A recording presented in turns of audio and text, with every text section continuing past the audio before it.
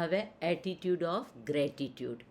Happy રહેવાનો એક બહુ સિમ્પલ રસ્તો છે, ગ્રેટિટ્યૂડ રાખો. આપણે બધા જ લોકો મંદિર, દેરાસર, ચર્ચ જતા હોઈએ છીએ, તો બહુ રિસર્ચ થઈ આના પર કે માણસ શું કામ આટલા જાય છે.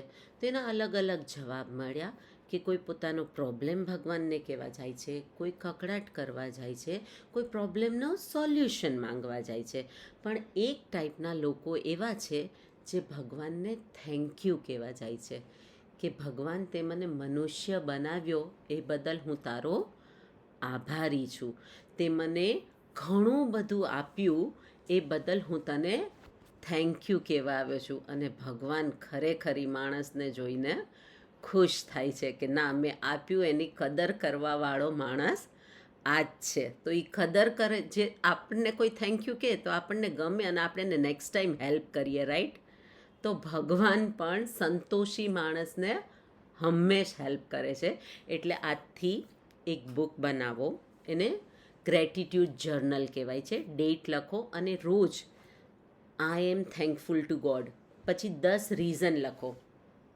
હું જસ્ટ તમને જણાવું છું 5 રીઝન, 5 તમે તમારા પછી એમાં એડ કરી શકો છો. મને માણસ બનાવવા બદલ, મને પરફેક્ટ બનાવવા બદલ, તમને બ્રેઇન અને બોડી બધું પરફેક્ટ આપ્યું છે એ બદલ થેન્કફુલ રહો. અગર ભગવાને આ બધાની કિંમત રાખી હોત ને કે હાથના 10 લાખ, પગના 15 લાખ, બ્રેઇનના 25 લાખ, તો આપણને એની કિંમત સમજાત, રાઈટ?